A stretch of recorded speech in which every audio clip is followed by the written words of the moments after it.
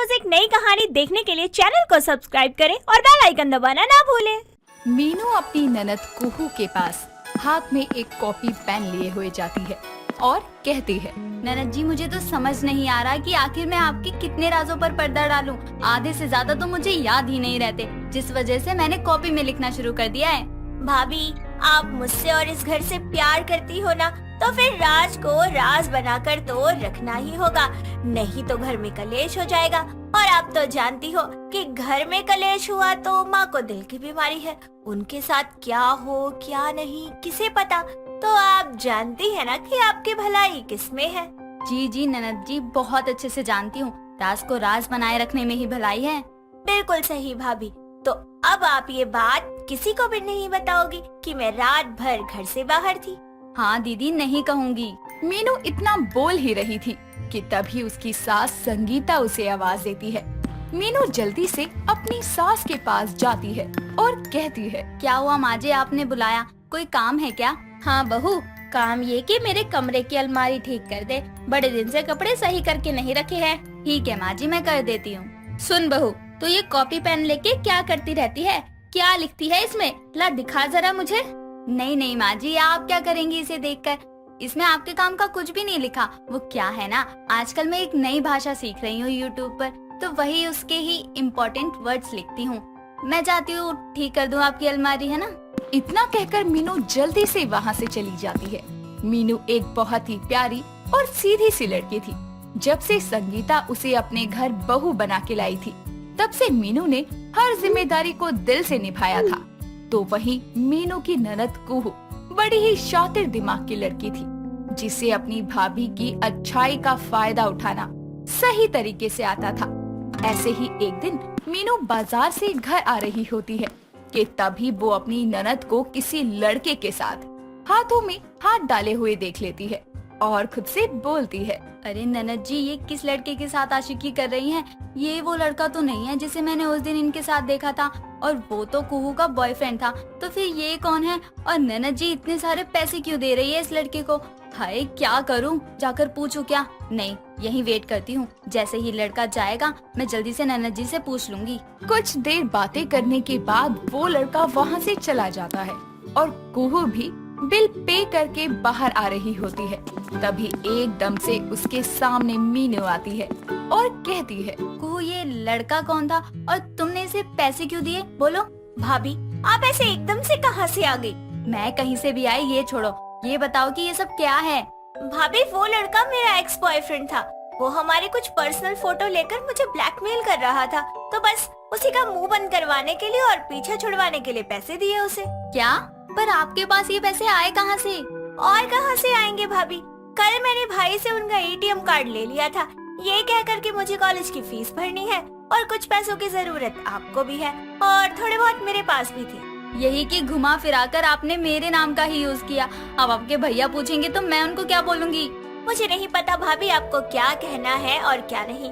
मुझे बस इतना पता है कि हर बार की तरह इस बार भी आपको मेरी इस बात को राज ही रखना होगा, नहीं तो आप खुद सोच लो, अगर वो लड़का मेरी फोटो का कोई मिसयूज करता तो क्या होता? हमारे घर की कितनी बदनामी होती, मेरी कहीं शादी नहीं होती और दुख में डूबकर कहीं मैं फांसी लगा लेती तो। नहीं नहीं ननद जी, ऐसा कुछ नहीं होगा। जब तक मैं आपके साथ हूँ, आपके सारे राज को राज ही बना कर रखूंगी। थैंक यू भाभी, आप बहुत अच्छी हो। कुहू और मीनू दोनों घर आ जाती हैं। दिन यूं ही गुजरते हैं। कुहू आए दिन कोई ना कोई कारनामा करती ही रहती थी और बेचारी मीनू सब कुछ जानते हुए भी किसी को कुछ नहीं कह पाती थी और अपनी ननद के सारे राज उसने अपनी कॉपी में लिखे हुए थे। तो वहीं कुहू हर बार अपनी भाभी को इमोशनल फूल बनाकर उसका फायदा उठाती। ऐसे ही एक दिन मीनू जब अपनी ननद के कमरे में जाती है तो देखती है कुहू एक बड़े बैग में अपने कपड़े और काफी सारे गहने रख रही है। ये सब देखकर मीनू कहती है, कुहू, ये सब क्या कर रही हो? ये तो माँ जी के गहने हैं ना, और इतने सारे कपड़े पैक कर कहाँ जा रही हो तुम? कहीं नहीं भाभी, अलमारी में बहुत ज्यादा कपड़े हो गए थे तो मैंने बैग पैक कर दिया। और ये इतने सारे गहने क्यों रखे हैं आपने? और ये आपने माँ जी से लिए कब? आपका नाम लेकर लाई हूँ भाभी। मैंने माँ से कहा कि आपको सारे गहने बैंक के लॉकर में रखने हैं, बस उन्होंने दे दिए। फिर पर ननद जी, आप इन गहनों का क्या करना चाहती हैं? बताइए, आप जानती हैं ना माँ जी ने ये गहने आपकी शादी के लिए रखे हैं। पता है भाभी, पर अब इन गहनों का यूज करने का टाइम आ गया है। क्या मतलब ननद जी? मतलब ये भाभी कि मेरी एक दोस्त है जिसके पति ने ना उसे मार पीट कर घर से निकाल दिया। उसका एक छोटा बच्चा भी है। उसके पास रहने खाने का कोई ठिकाना नहीं है, इसलिए उसकी मदद के लिए ना मैं उसे ये गहने दे रही हूँ, ताकि वो इन गहनों पर लोन लेके अपनी जिंदगी की एक नई शुरुआत कर सके। पर दीदी, ये गलत है, आप ऐसा मत करो। भाभी देखो, अच्छा बुरा मुझे नहीं पता, मुझे बस इतना पता है कि आप मेरी इस बात को राज बना कर रखोगी, नहीं तो मैं घर छोड़ के चली जाऊंगी। नहीं नहीं ननद जी, ऐसा मत करना, मैं किसी से कुछ नहीं कहूँगी। मीनू एक बार फिर कुहू की कही बातों में आ जाती है और किसी से कुछ नहीं कहती, और मीनू के जाते ही कुहू खुद से कहती है, बेचारी मेरी भाभी, जैसा कहती हूँ वैसा मान लेती है। इसे तो पता भी नहीं है कि इसकी ननद बहुत जल्द ये सारे पैसे, गहने और सब कुछ लेकर हमेशा के लिए अपने प्यार के साथ फरार हो जाएगी, और सारा का सारा नाम आएगा मेरी राज छुपाने वाली भाभी के ऊपर। ऐसे ही एक रात जब सब सो रहे होते हैं, तब कुहू दबे पांव हाथों में बड़ा सा बैग लिए हुए घर से बाहर निकल रही होती है। तभी घर की लाइट एकदम से जल जाती है और कुहू के सामने संगीता हाथों में कुहू के राज की कॉपी लिए खड़ी होती है। संगीता कुहू को एक जोरदार चाटा लगाती है और कहती है, शर्म नहीं आती निर्लज तुझे ये सब करते हुए? अरे कितने झूठ बोले हैं आज तक तूने हमसे, उसका कोई पछतावा तुझे है भी या नहीं? आज तो तू घर का सब कुछ लेकर भागने वाली थी, एक बार भी तूने हमारे बारे में नहीं सोचा। अरे उस निकम्मे सड़क छाप लड़के के आगे तुझे अपना परिवार इतना छोटा लग रहा है कि तू उसके पीछे सब कुछ छोड़कर भाग रही थी। मुझे माफ कर देना दीदी, मैंने आज तक आपके बहुत राज छुपाए हैं, पर मैं अब और नहीं छुपा सकती थी, इसलिए मैंने माँ जी को सब कुछ बता दिया और उन्होंने मुझे आपके सच के बारे में बताया। मुझे खुद पर शर्म आ रही है कि इतने गलत कामों में मैंने आपका साथ दिया। अरे हो जा दफा इस घर से और मेरी आंखों से भी दूर चली जा।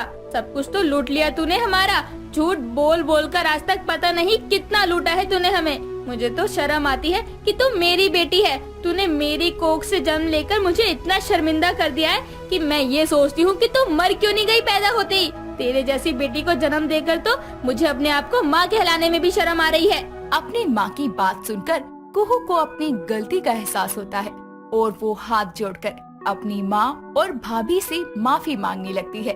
घर की इज्जत और शांति को बनाए रखने के लिए संगीता और मीनू कुहू को माफ कर देती है। अब कुहू का कोई भी राज नहीं था जो किसी से छुपा हो। दीक्षा अपने बॉयफ्रेंड प्रमोद से मिलने जाने के लिए रेडी हो रही थी।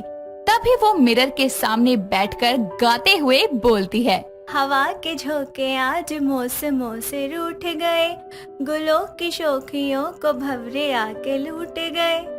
ओ शिट, 3 बज गए। प्रमोद मेरा वेट कर रहा होगा, बेचारे को कितना सताती हूँ मैं। बस ये लिपस्टिक लगा लूं, फिर मैं परफेक्ट रेडी हूँ एकदम। कौन से लगाऊं? ब्राउन शेड, ये अच्छा रहेगा, चॉकलेट जैसा, उसे पसंद आएगा। दीक्षा ब्राउन शेड की लिपस्टिक जैसे ही उठा के लगाने लगती है तो वो देखती है कि ये शेड पुराना होने की वजह से खराब हो गया है, जिसे देखकर वो खुद से बोलती है, ओ नो, ये तो खराब हो गई, अब क्या करूं? दूसरी लगा लेती हूँ। दीक्षा दूसरी शेड की लिपस्टिक लगाने के लिए उठाती है तो वो लिपस्टिक भी खराब निकलती है। ऐसे ही वो काफी सारी लिपस्टिक खोलती है, पर उसमें से आधे से ज्यादा लिपस्टिक खराब हो चुकी थी और बाकी की 2-4 लिपस्टिक उसकी ड्रेस के अकॉर्डिंग मैच नहीं करती थी। इसीलिए वो खराब लिपस्टिक को डस्टबिन में तुरंत फेंक कर बोलती है, हद है यार, मेरे पास मतलब एक भी लिपस्टिक की अच्छी शेड नहीं बची है। वहाँ प्रमोद मेरा वेट कर रहा होगा। वो ऐसा बोलती ही है कि प्रमोद का कॉल आता है और वो कॉल को रिसीव करती है, जिसके बाद में प्रमोद बोलता है, अरे यार कहाँ हो? आधे घंटे से वेट कर रहा हूँ। बेबी बस आ रही हूँ, 5 मिनट रुक जाओ। ओके मोटू। क्या करूँ? अरे जो है वही लगा लेती हूँ, आते हुए शॉपिंग कर लूंगी लिपस्टिक की। ये बोलकर बची हुई लिपस्टिक में से वो एक लिपस्टिक को लगा लेती है और घर से निकल जाती है और थोड़ी ही देर में वो प्रमोद के पास पहुंच जाती है, जहां प्रमोद उसे गले लगाकर बोलता है, और मोटू कैसी हो? इतनी देर क्यों लगाई? अरे वो क्या है ना, मेरे सारे लिपस्टिक खराब हो गई, एक भी मैचिंग की नहीं थी, इसलिए लेट हो गई। ओह, तो मैडम लिपस्टिक के चक्कर में मुझसे लेट मिलने आई है। जी हाँ, अगर लड़कियों को मेकअप करते टाइम कोई चीज मिस दिखे ना तो उनका लेट होना तो बनता ही है। और तुम्हें तो पता ही है कि मुझे लिपस्टिक लगाने का कितना शौक है, इसीलिए अब तुम मुझे लिपस्टिक की शॉपिंग करवाओगे। वाह, हम घूमने आए हैं, इतने दिन बाद मिल रहे हैं और तुम्हें शॉपिंग करनी है? यार मेरे बारे में सोचो थोड़ा, कब से वेट कर करके परेशान हो गया हूँ। अच्छा पापा सॉरी ना, पहले हम घूमेंगे फिरेंगे फिर शॉपिंग करेंगे। दीक्षा के इतना कहने पर दोनों पहले तो साथ में मूवी देखते हैं, जिसके बाद साथ में लंच करते हैं। लंच के बाद दोनों एक साथ पार्क में बैठकर बातें करने लगते हैं। तभी दीक्षा बोलती है, वैसे तुमने ये सब मुझे सरप्राइज देने के लिए किया था? नहीं, रुलाने के लिए किया था, पर तुम हो ही ऐसी कि खुश हो गई मेरा सरप्राइज देखकर। अच्छा तो ये लो। दिशु ये क्या करती हो यार, लग गई मुझे। जैसा करोगे ना वैसा ही खाओगे। शॉपिंग करवा रहे हो या नहीं? हाँ हाँ चलो चलो, पता नहीं इससे जिस दिन शादी हो जाएगी उस दिन कितना दिमाग खाएगी। सोच क्या रहे हो? कुछ नहीं, आइसक्रीम खाते खाते तुम्हारी लिपस्टिक की शेड खरीदने चलते हैं। इतना बोलकर प्रमोद आइसक्रीम खरीदता है और दोनों आइसक्रीम को एंजॉय करते हैं और एंजॉय करते करते मॉल तक जाते हैं, जहां वो देखती है कि बहुत ही सुंदर ब्रांड की लिपस्टिक अवेलेबल है। तभी मैनेजर स्टाफ बॉय से बोलता है, रमेश, इस लाइन की आगे वाली सारी लिपस्टिक हटा दो, सारी एक्सपायर हो चुकी हैं। स्टाफ बॉय वो सब हटाने जा ही रहा होता है। तभी एक कस्टमर टॉय सेक्शन के बारे में पूछता है। स्टाफ बॉय उस कस्टमर को बताने के चक्कर में वहाँ से एक्सपायरी लिपस्टिक उठाना भूल जाता है। इतने में दीक्षा वहाँ पहुँचती है और प्रमोद को वही लिपस्टिक दिखाने लगती है। जान ये देखो पीच कलर, कैसा है? सूट करेगा ना मुझ पे? नहीं, दूसरा लो, ड्राई सी नहीं लग रही तुम्हें? सही कह रहे हो, एक मिनट मैं कुछ और शेड भी ट्राई कर लेती हूँ। इतना बोलकर दीक्षा 2-3 लिपस्टिक खरीद लेती है। चलो चलते हैं। क्यों, कुछ और नहीं खरीदना तुम्हें? ड्रेस ले लो मैचिंग की, कहीं बाद में बोलो बेबीज की मैचिंग की ड्रेस नहीं दिलवाई तुमने। तुम्हें दिलानी है तो दिला दो। इतना बोलकर प्रमोद उसे लिपस्टिक के मैचिंग की ड्रेसेस भी दिलाता है, जिसके बाद दोनों अपने घर चले जाते हैं। 2 दिन बाद में दीक्षा उस लिपस्टिक को लगाकर क्लब जाती है। कुछ घंटों बाद में दीक्षा वहाँ से घर वापस आती है तो उसके लिप्स में दर्द हो रहा था और वो अपना सारा मेकअप रिमूव करती है। जिसके बाद वो मिरर में खुद को देखती है तो उसे पता चलता है कि उसके लिप्स पर कुछ कट्स के निशान बन गए हैं। ये देखकर वो खुद से बोलती है, बहुत दर्द हो रहा है, पता नहीं कैसे मेरे लिप्स कट गए। अब तो कुछ खाया भी नहीं जा रहा। एक काम करती हूँ, मलाई और लिप बाम लगाती हूँ अपने होठों पे। दीक्षा कुछ दिनों तक तो ऐसा ही करती, जब तक उसके लिप्स ठीक नहीं हो जाते। उसके बाद वो फिर से उसी लिपस्टिक को लगाना शुरू कर देती है, जिसके कुछ घंटों बाद में दीक्षा के लिप्स पहले जैसे ही कटे फटे हो जाते हैं। ओहो, लगता है जो लिपस्टिक लेकर आई हूँ ना वो बिल्कुल रद्दी है। जब भी लगाती हूँ ना मेरे लिप्स एकदम खराब हो जाते हैं। इतने मुश्किल से तो ठीक हुए थे पिछली बार, अब फिर से दर्द हो रहा है। मैं कैसे खाऊंगी, ऊपर से जलन भी हो रही है। दीक्षा खुद से बातें कर ही रही थी कि उसकी माँ जैस्मिन अपनी बहन के पास से घूमकर वापस घर आती है। दीक्षा उसके लिए पानी लेकर आती है और अपनी माँ से बातें करने के लिए वहीं बैठ जाती है। बातें करते हुए जैस्मिन की नजर अपनी बेटी के होठों पर जाती है और वो उसे बोलती है, अरे बेटा, ये तेरे होठों को क्या हो गया? पता नहीं माँ, मैं मॉल से लिपस्टिक लेकर आई थी, उसे 2 बार लगाया, दोनों बार ही मेरे होठों का ये हाल हो गया। जब कुछ समझाती हूँ तो समझती नहीं है, बस महंगी लिपस्टिक उठा लाती है और लगा लेती है। जरा मुझे दिखा वो लिपस्टिक, मैं देखूं। अपनी माँ के कहने पर वो वही लिपस्टिक उठाकर दे देती है। क्या हुआ माँ, आप इतने गुस्से में क्यों हो? जरा ये देख, अच्छे से आंखें खोल कर देख। इस लिपस्टिक पर लिखा है कि ये एक्सपायर हो गई है, तो इतना भी देख कर नहीं ला सकती क्या? सॉरी माँ, जल्दबाजी में गलती हो गई होगी, आप फिक्र मत करो। ये लिपस्टिक ना मैं उसके मुंह पर मार कर आऊंगी। वो अपनी माँ से बात कर रही थी कि प्रमोद का वीडियो कॉल आता है। माँ, प्रमोद का फोन आ रहा है, मैं अभी आती हूँ। ठीक है, इसको बोल दियो मैं घर पर बुला रही हूँ। अपनी माँ की बात सुनकर वो कमरे में जाकर प्रमोद से बात करती है। हाय दिशु, कैसी हो? और ये तुम्हारे लिप्स को क्या हो गया? इतने रफ कैसे हो गए हैं बेबी? हाय, मैं ठीक हूँ। वो बस लिप्स थोड़ा फट गए हैं। तुम्हारे साथ वो जो लिपस्टिक लेके आई थी ना, वो बिल्कुल बेकार है। उसे लगाया तो ऐसे हो गया। ओह, तुम अपना ख्याल रखो और कुछ लगाती रहना इन पर, मॉइस्चराइजर वगैरह। जल्दी ठीक हो जाओगी। ठीक है, वैसे मम्मी ने तुम्हें घर पर बुलाया है, तो हाँ, थोड़ा अच्छे से तैयार होके आना। क्यों बुला रही हैं? मुझे नहीं पता, तुम्ही ने कोई कांड वांड किया होगा। डराओ मत मुझे। शाम को चलो मेरे साथ। उस मॉल के मैनेजर को बोल कर आऊंगा कि कैसा प्रोडक्ट दिया है जिससे तुम्हारे लिप्स ऐसे हो गए हैं। ठीक है। शाम के वक्त दोनों उस मॉल में पहुंचते हैं। प्रमोद उस मैनेजर को सारी बात बताता है, जिसके बाद मैनेजर दीक्षा से माफी मांगता है और उनको मॉल में चल रही लिपस्टिक की सेल के बारे में बताता है, जिसमें कोई 2 लिपस्टिक लेने पर तीसरी लिपस्टिक फ्री थी। इस तरह वो कम से कम 50 न्यू शेड्स खरीदती है।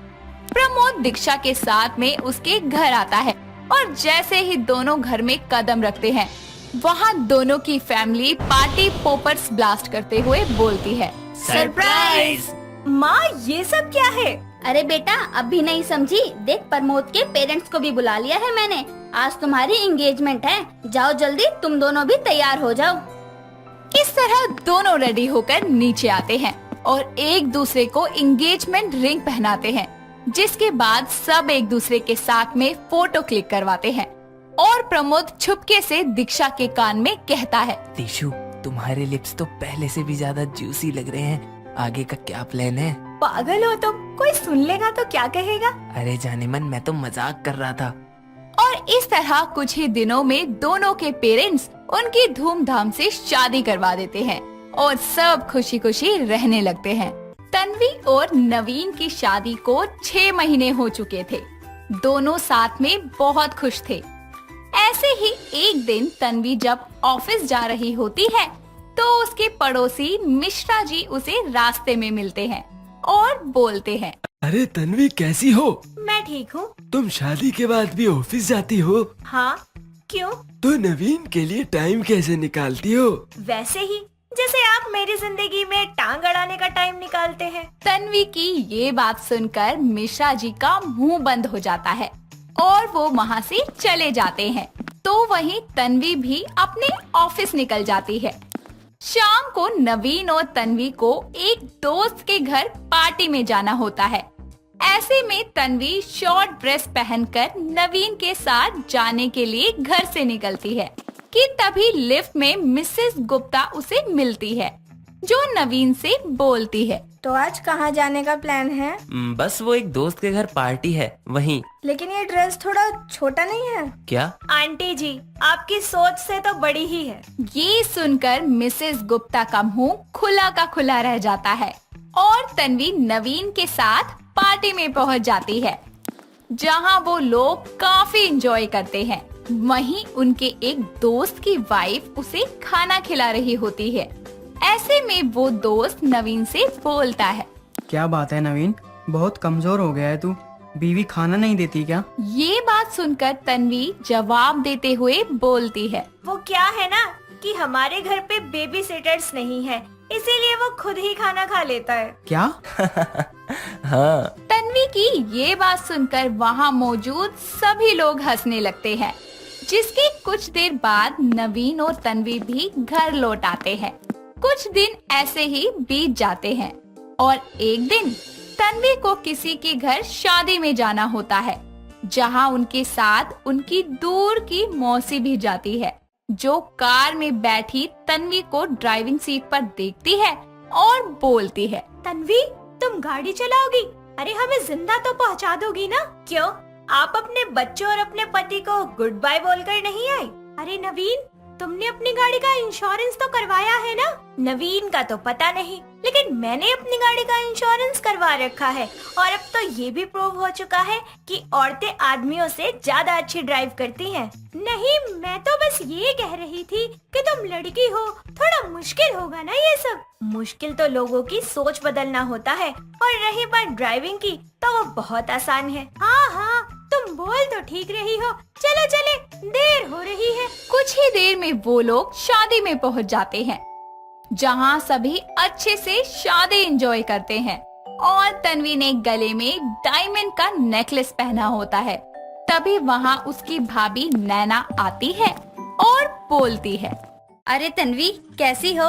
हाँ भाभी, मैं अच्छी हूँ, आप बताओ। मैं भी बढ़िया। अरे वाह, कितना प्यारा नेकलेस है। हाँ, थैंक यू। नवीन का इंक्रीमेंट हो गया है क्या? मतलब? अरे इतना महंगा डायमंड का नेकलेस तुम्हें गिफ्ट किया है तो इंक्रीमेंट ही हुआ होगा ना। एक्चुअली वो क्या है ना, मैं आपको इसका बिल दिखाती हूँ। मेरे लिए ये नेकलेस बहुत खास है। क्या मतलब? आप देखिए तो सही। लेकिन इस पे तो तुम्हारा नाम लिखा है। जी हाँ, क्योंकि ये मैंने अपनी सैलरी से लिया है, खुद के लिए। ओ अच्छा, वैसे बहुत अच्छा लग रहा है। Thank you. ये बोलकर तन्वी वहाँ से चली जाती है। समय बीतता जाता है और एक दिन जब नवीन अपने ऑफिस जा रहा होता है तो वो सोफे पर बैठकर तन्वी को आवाज लगाता है और बोलता है, तन्वी मेरी सॉक्स कहाँ है, जल्दी दो। हाँ रुको तो सही, ला रही हूँ। अरे जल्दी करो तन्वी। तभी वहाँ नवीन की मम्मी नीता आती है और बोलती है, बेटा नवीन, तू अभी तक स्कूल के लिए तैयार नहीं हुआ? कब से स्कूल बस बाहर खड़ी है। क्या? तन्वी, जल्दी इसको बॉर्नविटा दे दो और हाँ, लंच भी दे देना। माँ आप क्या बोल रही हो? और क्या, क्योंकि इसकी हरकतें तो अभी भी बच्चों जैसी हैं। माँ आप भी। वाह माँ। इतना सुनकर नवीन ऑफिस चला जाता है और शाम को जब वो घर आता है तो उनके घर कोई रिश्तेदार आई होती है। जहाँ एक तरफ तन्वी और नीता उस रिश्तेदार के साथ बैठी होती हैं, तो वहीं दूसरी तरफ नवीन उनके लिए चाय और स्नैक्स सर्व करता है, जिसे देखकर वो रिश्तेदार बोलती है, अरे तन्वी बेटा, तुम खाना नहीं बनाती? वो शादी के बाद थोड़ा तो सीख लेना चाहिए। वो क्या है ना, इम्पोर्टेंट होता है। आपको भी मुंह खोलने से पहले सीख लेना चाहिए। वो क्या है ना, इम्पोर्टेंट होता है। मुंह खुला, अब मुंह खोला है तो खा लीजिए या बंद कर लीजिए। अरे बेटा, बच्चों के बारे में क्या सोचा? वो आंटी जी, अभी तो हमारी नई नई शादी हुई है। हाँ तो कुछ तो सोचा होगा ना, कोई प्लानिंग वगैरह। तुम्हें नहीं लगता कि फैमिली आगे बढ़ानी चाहिए? वो क्या है ना कि बच्चे पैदा करना आसान है, लेकिन उस पर रोक लगाना बड़ा मुश्किल है। आपको तो अच्छे से पता होगा, आपकी बहू के तो 4 बच्चे हैं ना।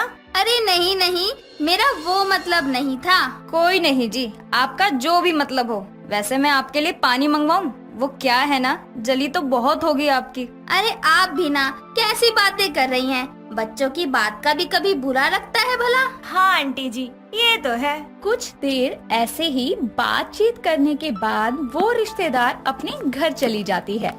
समय बीतता जाता है और एक दिन नवीन और तन्वी दोनों बैठकर बातें कर रहे होते हैं। तभी नवीन बोलता है, यार मैं क्या सोच रहा था, अर्ली रिटायरमेंट ले लूं। एक बीच हाउस, लंबी सी गाड़ी और कुत्ते, कैसा है? हाँ भैया, आगे से राइट। हाँ हाँ, 2 बिल्डिंग छोड़ के। हाँ बस वहीं ले आओ, वहीं पर। क्या मंगवाया है? तुम्हारा ख्याली पुलाव। व्हाट? और नहीं तो क्या, पहले कुछ काम तो कर लो। ओके बेबी, नाराज क्यों होती हो? वैसे are you tired? Of what? Dealing with you? नहीं, क्योंकि तुम्हारा ख्याल हर वक्त मेरे माइंड में चलता रहता है, इसीलिए। I love you. I love you too. इसके बाद वो दोनों एक दूसरे के साथ टाइम स्पेंड करते हैं और यूं ही समय बीतता जाता है।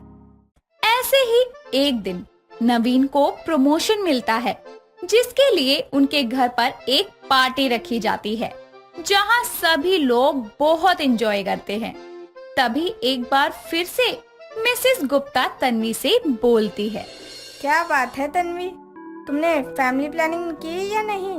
वो क्या है ना मिसेस गुप्ता, प्लानिंग करना बहुत आसान है, लेकिन उसे संभालना बड़ा मुश्किल है। अभी आपसे अच्छा कौन समझेगा। नीता जी, आपकी बहू कुछ ज्यादा ही नहीं बोलती है? अरे नहीं नहीं, ज्यादा नहीं, बहुत अच्छा बोलती है, तभी तो आपका मुंह बंद हो गया। नीता जी, आपने अपनी बहू को ना प्यार करके ज्यादा ही सर पर चढ़ा लिया है। तो क्या हुआ, बेटी हूँ उनकी, मुझे प्यार नहीं करेंगी तो क्या पड़ोसियों को करेंगी। ध्यान रखिएगा नीता जी, कहीं प्यार आप पर ही ना भारी पड़ जाए। मेरा तो पता नहीं, लेकिन इतना जरूर कहूँगी, बहू हमारी सब पर भारी। नीता की ये बात सुनकर वहाँ खड़े सभी लोगों के मुंह बंद हो जाते हैं और सभी मिलकर पार्टी को एंजॉय करके अपने अपने घर चले जाते हैं, जिसके बाद तन्वी इसी तरह अपने परिवार के साथ खुशी खुशी रहने लगती है।